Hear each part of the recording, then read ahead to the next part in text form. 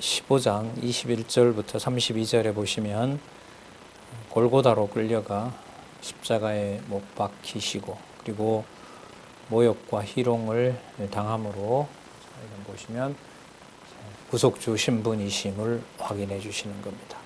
그러니까 구속주 신분은 우리가 오늘 본문에서 확인한 대로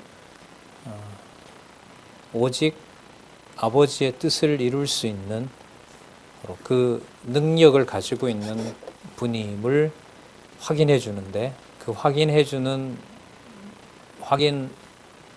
방법이 모욕과 희롱과 그리고 십자가의 그 죽음을 통해서 오직 아버지의 뜻에만 몰입하도록 하시는 그 모습을 통해서 높은 신분이심을 보여주는 것하고 관계가 있습니다. 21절에 보시면 이제 그 재판을 받으면서 거기서 희롱을 당하셨죠. 이제 십자가에 죽으셔야 되는데 가는 길에 21절에 보면 알렉산더와 루포의 아비인 구레네 사람 시몬이 시골에서 와서 지나가는데 그를 억지로 가게 한 내용이 나옵니다. 십자가를 그에게 지웁니다. 이 거의 동명이인으로 같은 사람으로 보는데, 이 루포는 나중에 로마서 16장 13절에 보면 등장하는 인물이기도 합니다. 거의 같은 인물로 봅니다. 어쨌든 22절에 보면 예수를 끌고 골고다라 하는 곳, 해골의 곳, 그곳으로 이제 이르렀는데 모략을 탄 포도주를 줍니다. 예수께서 받지 않으시고요. 24절에 십자가에 못 박고 옷을 나누는데 제비를 뽑습니다. 역시도 구약이 언약된 대로 이루는 겁니다. 자, 25절 보시기 바랍니다.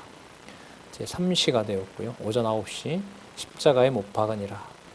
그 위에 있는 죄패에 또 나오죠. 유대인의 왕이라 썼고, 자, 희롱하고 조롱하는 의도로 썼습니다만은 우리는 이 개념이 예수님이 맞다고 증명한 개념이죠. 강도들을 예수와 함께 십자가에 못 박으니 하나는 그의 우편에 하나는 좌편에 있더라. 그리고 29절에 보시면은 지나가는 자들은 자기 머리를 흔들며 예수를 모욕하여 가로되 성전을 헐고 사흘에 지을 자여. 자, 이걸 이제 모욕하는 말로 얘기를 하는데, 좀 유대인의 왕이기 때문에 이분이 성전을 헐고 지을 자가 맞습니다. 왜냐하면 바로 이 내용이 구속주 신분하고 관계되기 때문에 핵심 개념들이 제대로 이렇게 연결이 되면 의미분석 성경 개론에 나와 있는 저 중요한 신학적 개념으로 이렇게 올라가게 되어 있습니다. 그 방법을 활용하시는 게 공부하시는 데 도움이 많이 됩니다. 30절에 내가 너를 구원하여 십자가에 내려오라 하고, 자, 구원 개념이 나오죠. 유대인의 왕, 성전을 헐고 사흘에 짓는 자, 구원, 다 이제 중요한 개념이죠. 그와 같이 대제사장들도 서기관들과 함께 희롱하여 서로 말하되 저가 남은 구원하였으되 자기는 구원할 수 없도다. 다르게 말하면 당신이 아버지의 뜻을 이루는 유대인의 왕이므로 다른 사람들에게도 구속주가 될 수 있다, 이 말인 거죠. 이게 희롱하는 말을 돌려놓으면. 그래서 32절입니다. 이스라엘 왕 그리스도가 지금 십자가에서 내려와 우리를 보고 믿게 할지어다 하며 함께 십자가에 못 박힌 자들도 예수를 욕하더라. 마태복음처럼 두 강도도 다 예수님을 욕하는 장면이 나타납니다. 그러니까 이 모든 걸로 보면 공개적으로 버림을 당하는 이것이 어느 누구도 구속주가 되거나 높은 자가 될 수가 없는 거죠. 이스라엘의 왕 그리스도, 유대인의 왕인 분은 오직 아버지의 뜻을 그대로 실천하고 완성할 수밖에 없는 바로 예수 그리스도 한 분밖에 계시지 않는 겁니다. 그래서 이 제목이 바로 높은 신분이 맞는 거예요. 그리고 그걸 우리는 오늘 살펴본 대로 이 일에 대해서는 누구든 이 일에 마음먹는다고 참석할 수 있는 일이 아니에요. 절대로 손을 못 대게 해요. 그래서 이게 성경이 계시의 말씀이 맞는 거예요. 하나님 자신의 존재를 알려주는 것에 목적을 맞추고 있다는 것을 우리는 또 한번 확인할 수가 있습니다. 그래서 하나님의 아들로서 완전히 버림받고 운명하시는 내용이 그 다음에 나옵니다. 여러분 아시는 대로 아까 기도하시면서 불렀죠. 나의 원대로 마시고 누구 원대로 해달라? 아버지의 원대로 해달라라고 하는 기도 내용이 나왔었죠. 아까 14장 36절.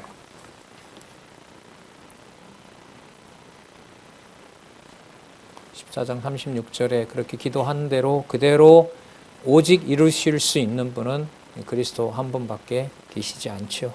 네.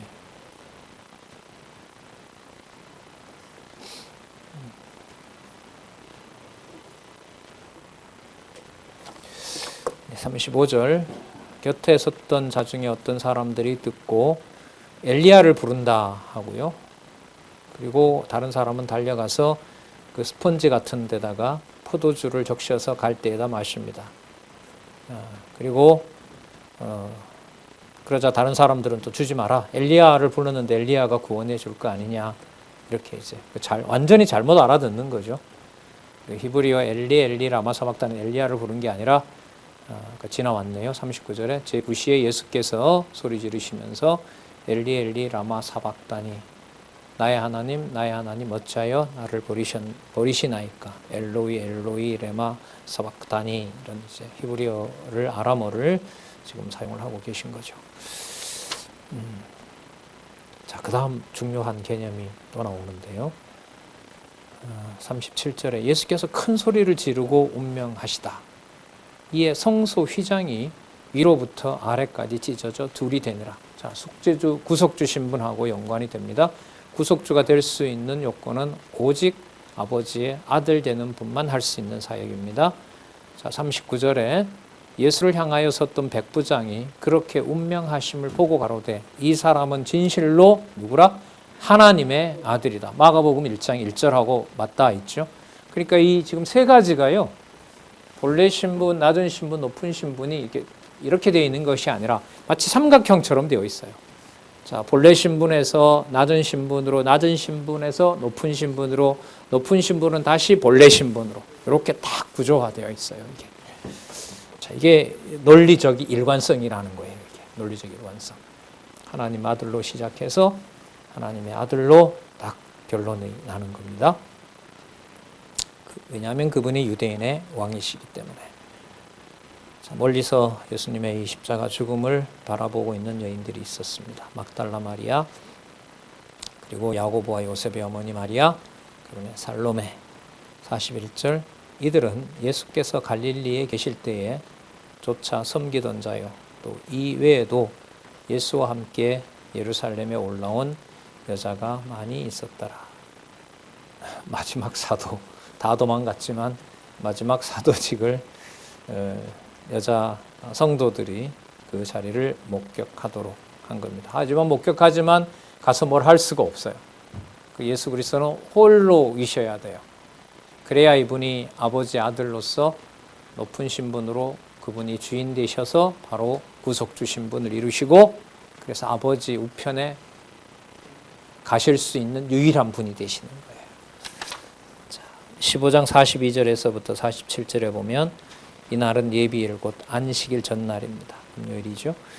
아리마대 사람 요셉이 와서 당돌하게 담대히 빌라도에게 예수의 시체를 달라 합니다. 43절에 보면 이 사람은 존귀한 공회원이고 하나님의 나라를 기다리는 자니라.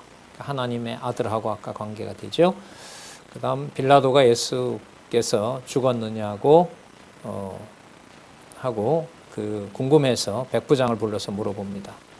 그리고 백부장에게 그렇다라고 확인을 한 다음에 요셉에게 시체를 내어줍니다. 요셉이 세마포를 싸고 예수를 내려다가 바위 속에 판 무덤에다가 넣고 돌로 무덤을 봉합합니다. 그때에 막달라 마리아와 요셉의 어머니 마리아가 예수를 둔 것을 보게 됩니다. 그리고 모략을 준비해서 이제 새벽에 무덤으로 오는데 거기에서 영광스러운 신분을 확증하는 내용이 여기서 나타납니다. 한번 보시자고요. 16장 1절에서부터 11절에 보면 안식 후 첫날 새벽에 부활하여서 먼저 여인들에게 나타났습니다. 하지만 모든 여인들이 다 보게 하는 건 아니에요. 막달라 마리아만 바로 부활의 이 영광스러운 모습에 참여하게 합니다. 안식일이 지나고요. 막달라 마리아, 야고보 어머니 마리아와 살로메가 예수께 몸에 바르기 위해서 향품을 가져갑니다. 보통 이렇게 시체 부패를 방지하는 그런 모략이라고 보통 얘기를 합니다. 일찍이 갔고요. 그런데 이제 가면서 무덤에 있는 돌을 누가 굴려주냐 이렇게 걱정을 했습니다. 그런데 도착해서 보니 돌을 굴러 놓은 거예요. 누가? 심이 큰 돌이었는데, 그런데 15절에 무덤에 들어가서 흰옷을 입은 한 청년이 우편에 앉을 보고 깜짝 놀랍니다.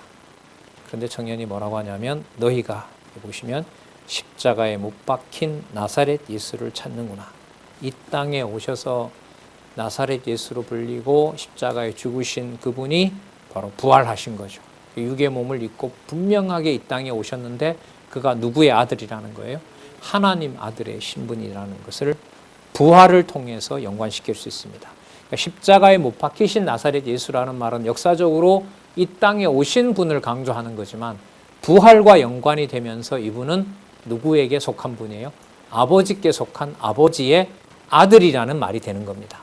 십자가에 못 박히신 나사렛 예수는 구약의 언약한 예언을 그대로 약속을 성취하는 이 땅에 성취하신 분 얘기라면, 지금 전체 정황으로 부활과 관련해서는 그분이 오직 아버지 아들이신 분을 증거한다. 이렇게 연결시키면 될 것 같습니다. 7절, 가서 그의 제자들과 베드로에게 이르기를 예수께서 너희보다 먼저 갈릴리로 가시나니 전에 너희에게 말씀하신 대로 거기서 너희를 만난다, 뵙는다. 자, 8절에 보시면 여자들이 심히 놀라 떨며 나와 무덤에서 도망하고 무서워하여 아무에게 아무 말도 하지 못하더라. 너무 영광스러운 내용이기 때문에 이 말을 감히 할 수가 없는 거죠. 우리 같으면 막 떠들고 알려주고 전하고 할 텐데 지금 그 상황이 아니에요. 부활의 영광스러운 모습은 우리가 세상에 소문을 퍼뜨리듯이 그런 일이 아닌 겁니다. 복음 전하는 일의 무게가 저는 이런 거라고 보거든요. 성경을 하나님 말씀으로 전하는 것이 그냥 막 이렇게 좀 정보를 알고 있다고 막 던지고 이런 얘기가 아니에요. 진짜 무서운 하나님의 복과 저주가 함께 임하는 그런 바로 살았고 능동력 있는 말씀이라는 것을 또 한번 생각합니다. 당장가 전화와야죠. 이렇게 이 상황이라면. 그런데 그렇게 못하게 하십니다. 9절에 보면 예수께서 안식 후 첫날 이른 아침에 살아나신 후 전에 귀신 7을 쫓아 내어주신 막달라 마리아에게만 보이셨어요. 먼저 다른 여인들도 다 도망을 가고요. 마리아가 가서 예수와 함께 하던 사람들이 슬퍼하며 울고 있는 중에 이 일을 고하매 그들은 예수가 살아나셨다는 것, 예수의 살으셨다는 것과 마리아에게 보이셨다는 것을 듣고도 뭐하지 않는다? 믿지 않는 거예요. 그래서 여러분, 사람들이 믿지 못해도 진리가 될 때 그걸 뭐라 부르냐면 객관적이라 그래요. 객관성인 거예요, 이게. 그러니까 이 객관성은 하나님께서 당신의 존재를 확증해 주시는 사건인데 그 사건은 인간들이 증명을 하고 하지 않고에 달려 있는 게 아니에요. 단지 그걸 받게 하는 사람에게는 그게 그야말로 무한한 은혜가 되는 거죠. 은총을 깨닫게 되는 거, 깨닫게 되는 은총을 받게 되는 거고요. 자, 그럼 이 일이 진짜 높은 신분하고 관계가 되죠. 부활 장면인데도 그 부활의 사건을 아버지께 속한 분이므로 세상은 그 사실을, 그 소식을 감당할 수 있다 없다. 없을 만큼 이분이 높은 분이라는 얘기예요. 그러니까 여러분, 복음이 믿어지지 않는 것이 하나님 살아계신 게 아니고요. 그야말로 위대한 말씀이기 때문에 세상이 받아들일 수 없게 하시는 거예요. 그럼 받아들이는 사람은 총명해서 받아들일까요? 아니에요. 하나님의 약속된 백성이기 때문에, 하나님의 자녀이기 때문에 그 말씀을 무한한 은혜로 받는 겁니다. 그래서 그 받은 말씀을 가지고 거래할 수가 없는 거예요. 세상에 어떤 정보를 주면 주는 만큼 이렇게 받아들이는 그런 게 아니란 말이죠. 기독교의 복음 진리라는 것은. 자, 12절에 보시면은 그 후에 저희 중 두 사람이 걸어서 시골로 갈 때에 예수께서 다른 모양으로 저희에게 나타나십니다. 예수님 모습이 아닌 걸로 나타났습니다. 그리고 두 사람이 가서 예수님 부활했다는 걸 들었겠죠? 남은 제자들에게 고하였는데 역시 믿지 않아요. 왜요? 너무나 영광스러운 신분이심을 증명하기 위해서. 자, 그 마태복음에는 마지막에 보면 예수님 부활 사실을 숨기려고 돈을 주고 매수해서 제자들이 훔쳐갔다라고 이렇게 소문을 퍼뜨리는 걸로 끝나거든요. 그러면서 이제 아버지와 아들과 성령의 이름으로 세례를 주고 내가 세상 끝날까지 함께 있으리라고 했는데, 지금 이 마가복음에서 마지막 부분은 영광스러운 신분임을 확증하는 이 맥락에서 어느 누구도 이 부활 사건에 대해서 근접하지 못하게 해요. 그러니까 어디에 속한 사건인 거죠. 땅에서 일어났지만은 전적으로 하늘에 속한 사실. 그래서 이 영광스러운 신분의 무게는 우리에게 그 사실을 기쁜 소식으로 만들어 놓는 게 아니에요. 마가복음은. 누구의 영광스러운 모습으로 이 무게가 올라가고 있죠? 하나님 자신. 아버지 하나님의 뜻이 이루어진 것으로 그 방향을 맞추도록 해요. 그래서 지금 이 내용들이 전부 다 부활을 보고 다 감당을 해요? 아니면 부활을 보고 두려워하고 믿지 못해요? 믿지 못하는 내용이 나오는 거예요. 근데 이 질문을 이렇게 정리를 안 하면은 받아내기가 어려워요. 근데 부활했는데 왜 안 기뻐해요, 사람들이? 그걸 왜 두려워하죠? 부활한다고도 알려줬는데 왜 이렇게 다 믿지 않아요? 이건 사람으로 주어로 놨을 때 그럴듯한 질문으로 보이는데 마가복음 전체 내용을 통해서 설명하지 않으면 이 부분은 그냥 글쎄 이 사람들 진짜 믿음이 없다. 이 사람들이 문제다. 이렇게 갈 수밖에 없어요. 자, 영광스러운 신분은 이제 계속 나옵니다. 그 다음에도 14절. 그 후에 11제자가 음식 먹을 때에 예수께서 저희에게 나타나서 저희 믿음 없는 것과 마음이 완악한 것을 꾸짖으시니 이는 자기가 살아난 것을 본 자들의 말을 믿지 아니함이러라. 그럼 우리가 얼핏 생각하기에 영광스러운 신분으로 부활하셨으면 당연히 제자들이 그 영광스러운 신분을 인정하고 환호하고 찬양하는 것이 당연하지 않겠습니까? 그런데 지금 마가복음은 그렇게 끝나지 않잖아요. 어느 누구도 그렇게 못하고 있잖아요. 그럼 왜 이렇게 기록되었느냐는 사건과 그게 여기 나타난 주제인 뭐하고 영광스러운 신분하고 이게 연결이 돼야 되는 거예요. 그러면 아까도 여러 차례 말씀을 드렸지만은 이 영광스러운 신분에 대한 모든 목적은 누구의 존재와 누구의 뜻에 맞춰져 있는 거죠? 그렇죠. 맞아요. 거기에 맞추셔야 돼요, 이게. 그러면 우리는 아무것도 아닌 것이 아니요. 믿게 된다고 약속을 해주셨기 때문에 그 다음에 보면 자, 예수님께서 또 약속을 해주시잖아요. 15절에. 그러니까 이 진짜 절묘합니다. 그러니까 14절의 내용은 영광의 신분에다가 맞춰져 있고요. 그 영광의 신분을 믿고 깨닫는 하나님의 백성들이 분명히 있다는 것은 16절에서 15절과 16절에서 확증을 해주고 계시는 거예요. 또 가라사대 너희는 온 천하에 다니며 만민에게 복음을 전파하라. 믿지도 않는 자가 어떻게 복음을 전파해요? 맞아요, 안 맞아요? 이게 본문이 안 맞죠. 그러나 누구에게 맞추면 아버지 하나님의 정하신 뜻을 이루는 영광스러운 신분으로서 높은 신분의 핵심은 누구에게로? 아버지께로. 하나님께로 맞추면은 14절이 이해가 되고요. 그리고 그 남은 제자들에게는 그런 영광스러운 분임을 뭐 해야 돼요? 알리도록 해주셔야죠. 그게 15절에는 또 가라사대 너희는 온 천하에 다니며 만민에게 복음을 전파하라. 여러분 이 주석 어렵습니다. 이거 쉬운 주석이 아니에요. 이게. 자, 16절에 믿고 세례를 받는 사람은 구원을 얻을 것이요. 이게 자유주의 신학자들, 자유의지를 주장하는 사람들은 자 예수님이 던져놨으니까 우리가 믿으면 되고 안 믿으면 지옥 간다. 뭐 이렇게 이제 설명하겠죠. 근데 그건 이제 앞뒤를 다 잘라버리는 얘기입니다. 믿고 세례를 받는 사람은 구원을 얻을 것이요. 약속이에요, 그냥. 믿지 않는 사람은 정죄를 받으리라. 자, 뿐만 아니라 믿는 자들에게는 이게 이제 사도들에게 이 성경 계시 기록이 완성될 때까지 일어나는 이제 표적인 거죠. 자, 믿는 자들에게는 이런 표적이 따르리니 저희가 내 이름으로 귀신을 쫓아내며 새 방언을 말하며 오순절 역사에서 다 일어나죠.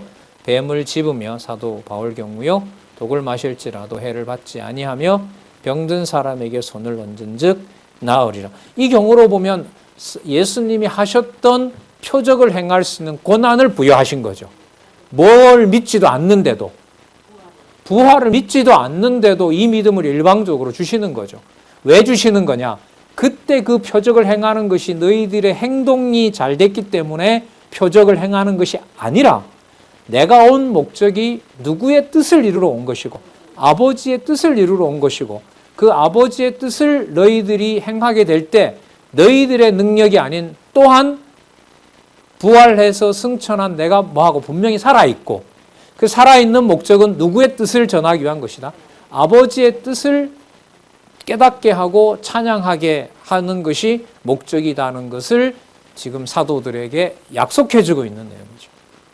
그러면 여러분 사도행전부터 성령께서 오셔서 교회 설립에서부터 교회 승리까지 기록된 모든 말씀의 목적이 예수님만 찬양하는 겁니까? 아니면은 예수 그리스도를 통하여 여호와 하나님 살아계신 것을 증거하도록 사도들을 성령께서 주관해 가시는 일입니까? 후자이죠. 그러니까 성부, 성자, 성령 하나님의 마지막 목적은 아버지가 아들을 찬양하지는 않거든요.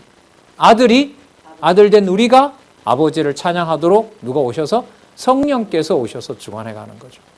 그리고 그 사건의 그 이루시는 과정은 우리가 지금 살펴본 것처럼 오직 아버지의 이름이 드러나는 거기 때문에 오늘 특히 우리가 살펴본 대로 사람들이 거기에 뭔가 섞을 수 있는 여지를 준다 안 준다?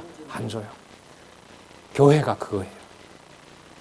주 예수 그리스도의 몸된 교회라는 말을 하나님께서 확정하시는데 여기는 어떤 인간적인 것도 섞이지 않는 순수한 그야말로 너무너무 하늘에 속한 영광스러운 교회라는 사실을 설립에서부터 마지막 오실 때까지 승리할 때까지 그리스도가 관리해 가시는 거죠.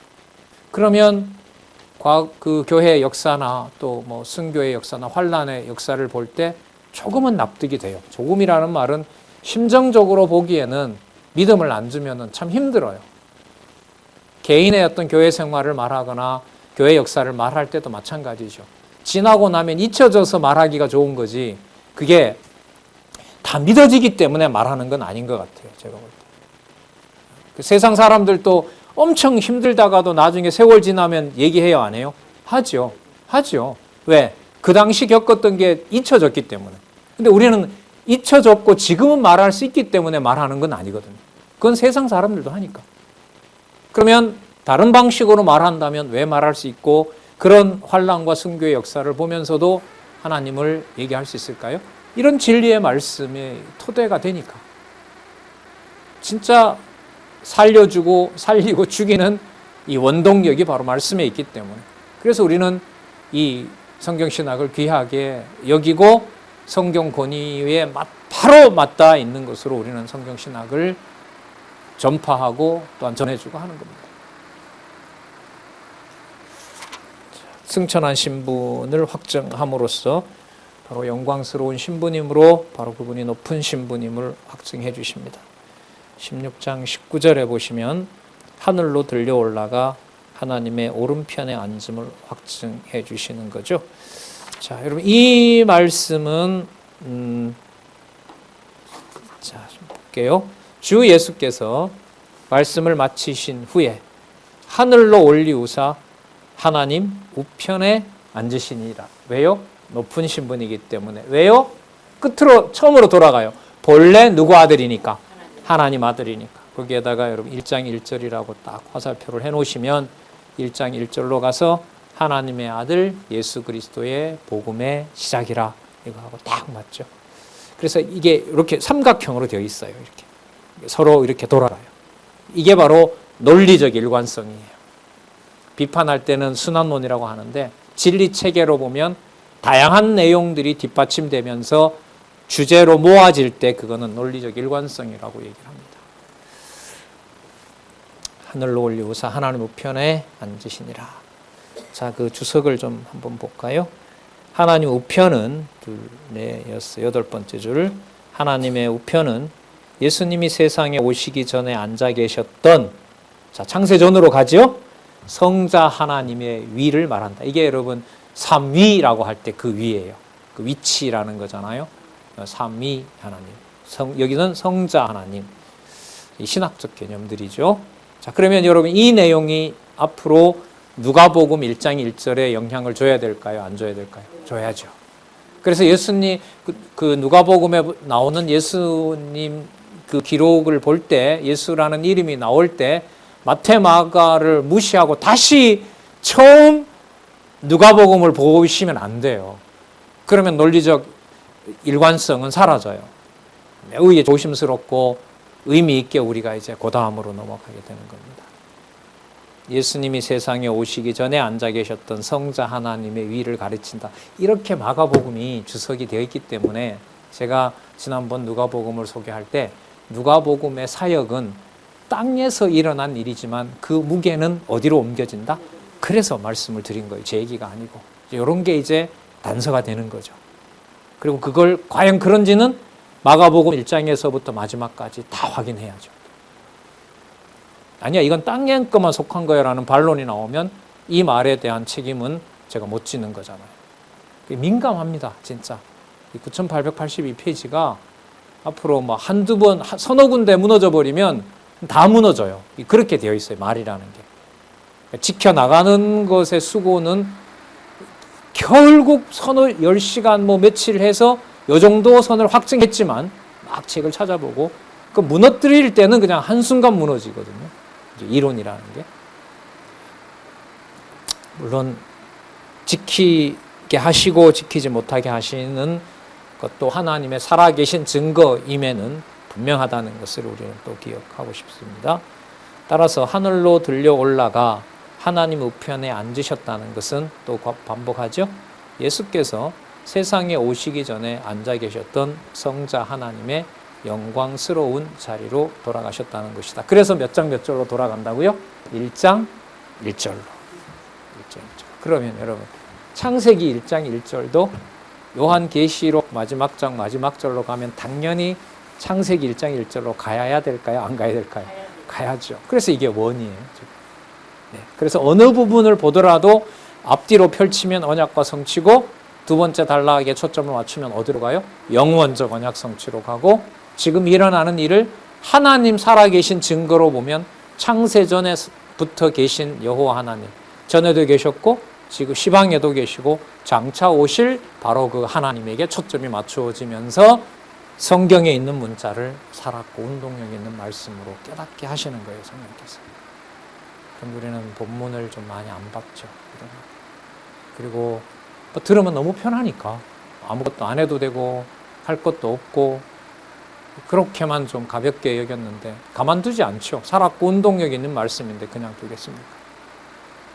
우리가 노력해서 바깥으로 드러나고 막 엄청 노력했기 때문에 번역이 되고 있고 이런 건 아니었잖아요. 실제 역사에서. 자, 이는 구약 근거도 하나 읽어보죠. 여호와께서 내 주께 말씀하시기를 너는 내 우편에 앉으라. 내 우편에 앉으라고 한 다윗의 예언이 이루어진 것이다. 시편 110편에 나오는 말씀을 근거로 들고 있습니다. 자, 이건 강론집 세 번째 단락에 나온 확인은 이제 다음에 또 확인하면서 진짜 어느 부분에서 어떻게 마치든 성경 전체로 연결된다는 것은 또 그때 확인하도록 하겠습니다. 16장 20절 제자들이 천국 복음을 전파할 때 따르는 표적으로 확증함. 자, 이것도 약속해 주신 내용이 그대로 앞으로 다 이루어지죠. 제자들이 나가 두루 전파할세 주께서 함께 역사하사. 예. 그 따르는 표적으로 자, 여기 나오네요. 무엇을? 말씀을 확실히 증거하니. 이거 로고스거든요. 이게 로고스예요. 이게 누가복음 1장 1절의 말씀에도 로고스가 바로 연결이 되고요. 요한복음 1장 1절에도 태초에 뭐가 계시니라? 말씀이 그 로고스하고도 관계가 돼요. 그러면 좀 범위를 넓혀서요. 마태복음 직임에 의한 성취에서 선지직 5장부터 시작할 때 전지직임으로 성취된 내용의 첫 번째가 뭐죠? 말씀을 통한 성취예요. 그럼 그 말씀은 바로 뭘까요? 로고스인 거죠. 그럼 오늘 그리스도께서 아버지께 기도했던 이 내용에서 보면 그리스도의 그 기도를 그리스도 자신이 인간적인 의지로 만들어낸 것이 아니라 성령의 감동으로 아버지가 보낸 영으로 아들을 보호하신 거거든요. 그러면 그 아들이 넘어지지 않고의 원천은 말씀의 원천이 되신 누구로부터? 아버지로부터. 아버지가 아들을 뭐합니까? 온전히 보호해 주신 거고요. 동시에 아들 입장에서 보면 아들의 모든 견디는 사건의 한마디 한마디가 전부 누구의 능력을 증거하는, 아버지의 능력을 증거하는 마가복음의 주제인 무엇으로 맞춰져 있다? 내가 누구 아들이다? 아버지 아들이라는 신분에 맞춰져 있는 겁니다. 이게 여러분 마가복음이더라고요. 여러분 아까 20절은 아까 예수님이 얘기하셨을 때 그 16절에 얘기를 했죠. 그죠? 15절 16절에서 바로 약속한 바들을 20절에 제자들이 와서 말씀을 확실히 증거하게 하니라. 그래서 말씀운동의 역사라는 것이 말씀이 교회를 세우기도 하고 양육시키기도 하고 정화시키기도 하고 눈에 봤을 때는 어렵게 만들기도 하고 그게 가정교회에서. 그래서 가정교회의 역사는요. 마태 마가복음을 지났을 때 결론이 명확해요. 왜 우리는 안 됐을까? 왜 저 집은 그래도 신앙이 이어질까? 그거 다 지엽적인 얘기예요. 그건 본질이 아니에요.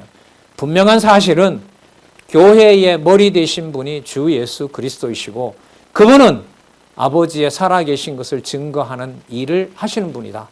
그걸 성령께서 하신 일이고 그걸 성령께서 하나님의 자녀인 나를 통하여 내가 속한 혈육을 통해서 때로는 혈육과 함께 아니면 혈육을 벗어나서 함께하는 지체들과 더불어서 또 혈육도 함께하지만 또 혈육에 묶어두지 않고 바로 하나님 살아계신 것을 증거해 준 역사가 여러분들 개인의 교회 역사이고 세계교회의 역사이고 현재 진행되고 있는 바로 그리스도가 머리 되신 역사입니다. 그 핵심은 마가복음에서 아버지의 아들로서 아버지의 살아계신 증거를 확증해 주도록 하는 것이 바로 말씀의 증거 능력이라고 할 수가 있습니다. 14장에서부터 16장에 있는 말씀들을 오늘 또 한 번 보면서 전 개인적으로 맞다. 성경은 여호와 계시가 맞다. 이걸 또 한 번 확인할 수 있었고요. 그리스도의 신분이 높은 신분으로 증거되면 될수록 그 모든 것들은 누구의 영광으로 돌아가고 있다? 돌리고 있다? 아버지께로 돌아가고 있다. 그걸 우리는 확인을 했습니다. 자, 7308페이지에 가서요. 마가복음 전체에 나타난 부분들이 구약 전체와 연관된다는 것을 다시 한번 살펴보면은요. 앞으로 신분 얘기가 나올 때 여러분 아담은 무슨 신분이에요? 우리가 좀 알고 있는 개념으로 말하면 3대 언약을 처음 받은 인류 시조인 거죠. 하와의 신분은 뭐죠? 언약 자손을 낳는 신분이었고요. 노아 같으면 언약 자손으로서 8가족을 구원하도록 해주는 그런 신분이었고요. 각자 모든 인물들이 뭐가 있어요? 신분이 있잖아요. 그죠? 왕의 신분도 있고 제사장 신분도 있고 선지자 신분도 있고 악역을 하는 신분도 있고 나라를 갈라먹는 신분도 있고 그 모든 신분들이 나올 때마다 창세기부터 예를 들면 말라기까지 그 모든 신분들이 그리스도께서 이루실 신분에 대한 모형과 예표로서 모형과 그림자예요. 어떤 모형과 예표이냐 하면 누구 이름만 드러나게 할, 아버지 이름만 드러나게 할 예표로서의 모형과 그림자예요. 사단이 설칠 때는 아버지 이름이 욕되게 되는 거고, 다윗이 정복 전쟁을 하고 솔로몬이 성전을 세울 때만 여호와의 이름이 영광스럽고 그거예요? 아니죠, 여러분. 이 구조가 선지서 구조의 반영이라 그랬잖아요. 버림당한 것과 영광스러움이라는 게.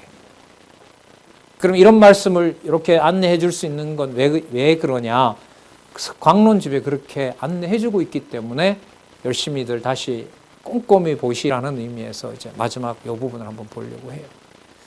정리는 다음 시간에 개론으로 하면서 1시간 정도 하면서 누가복음으로 들어가도 괜찮을 것 같아요.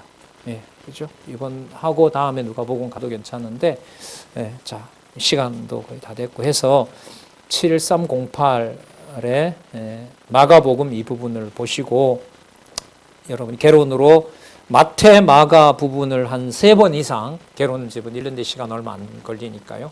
본문이 어느 정도 기억이 나실 거기 때문에 개론에 있는 내용들을 쭉 읽고 제목 확인하고 누가복음에 가서 사역 보면 아까 말씀드린 대로 무게가 이게 하늘에 있는 사역이구나. 그래서 누가복음에 많이 등장하는 개념이 바로 하나님 나라예요.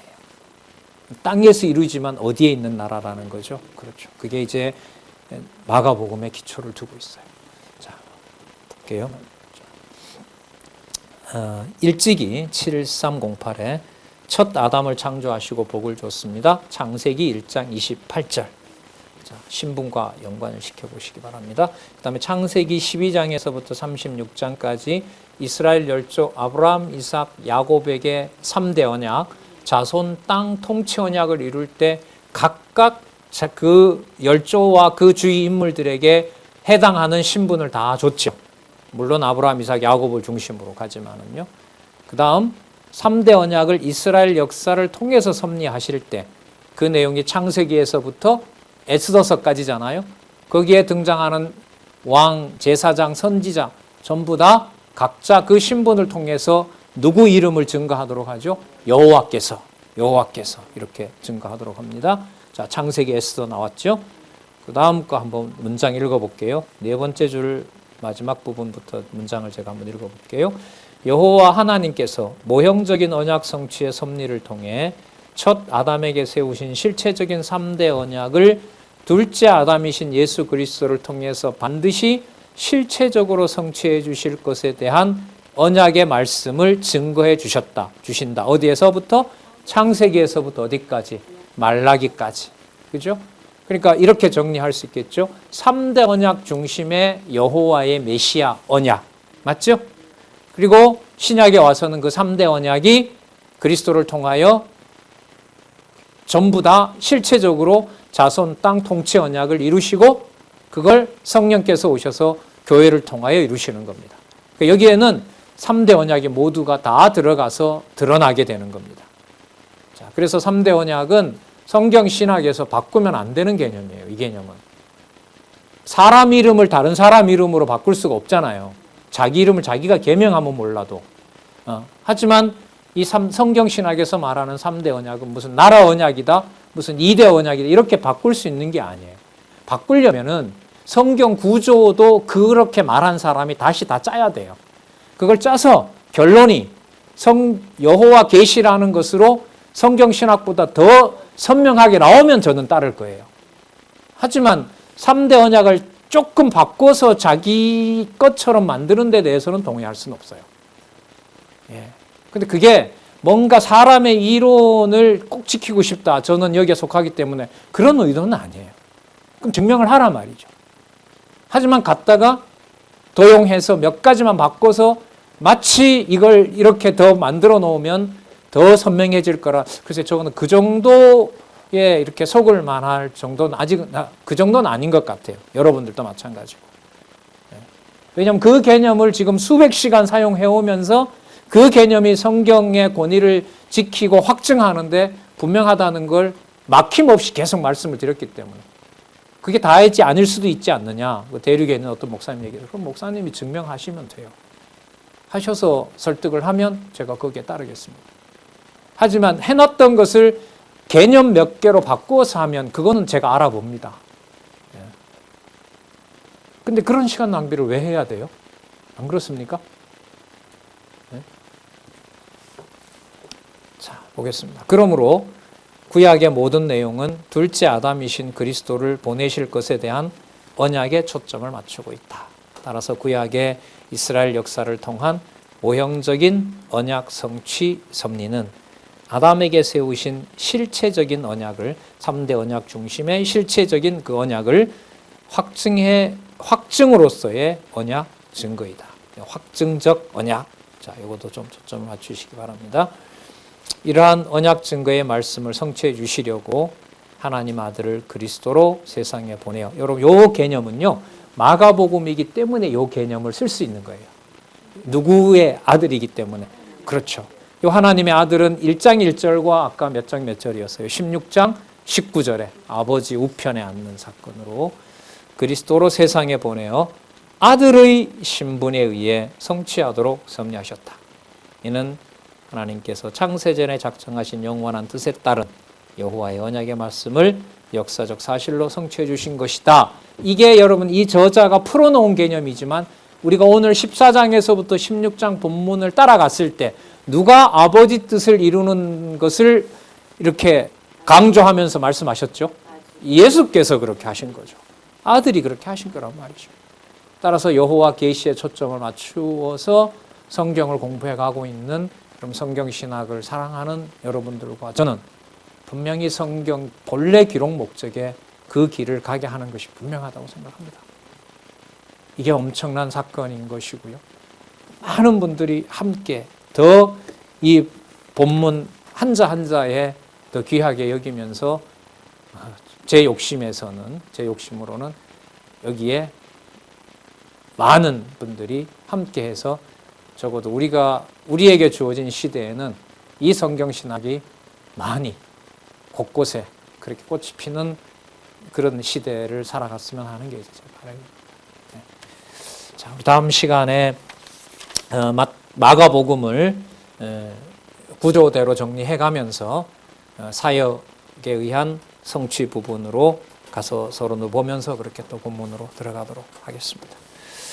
수고하셨습니다. 기도하겠습니다. 하나님 아버지 감사합니다.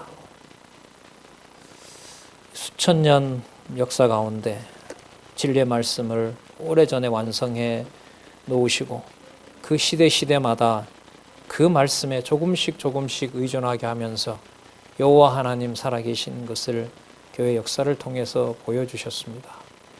애타고 간구하는 자들에게 다 보여주지도 않았고 하지만 어떤 수고와 어떤 생명의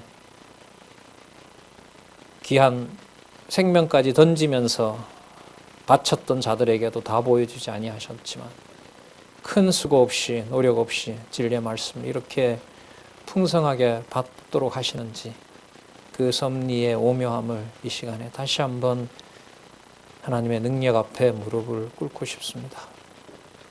오직 여호와 하나님의 살아계심을 모든 사건에서 잊혀지지 않게 하여 주시고 기억나고 생각나게 하셔서 진리의 말씀 함께 지키고자 하는 동역자 한 사람 한 사람의 무한한 귀한 가치를 서로들 발견하게 하시고 그 말씀을 서로 주고받으며 교제하고 또한 연구하고 공부하는 그 모든 모임들을 하나님 더욱 귀하게 여기는 지혜를 허락하여 주시옵소서. 여러 방면으로 여러 방법으로 이 말씀 지키고자 애쓰는 많은 기관들이 있습니다. 하나님께서 함께 합력하여 성령의 소통하심으로 오직 여호와 하나님만 찬양할 수 있도록 하나님께서 인도하여 주시고 또한 보호하여 주시옵소서. 예수님의 이름으로 기도드렸습니다. 아멘.